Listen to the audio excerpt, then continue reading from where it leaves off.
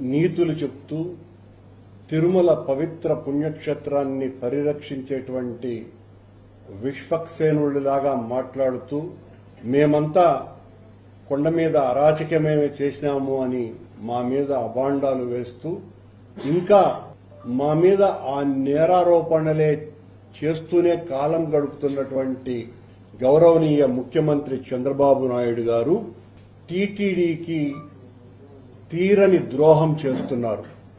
అంతా ఇంత ద్రోహం చేయటం కాదది.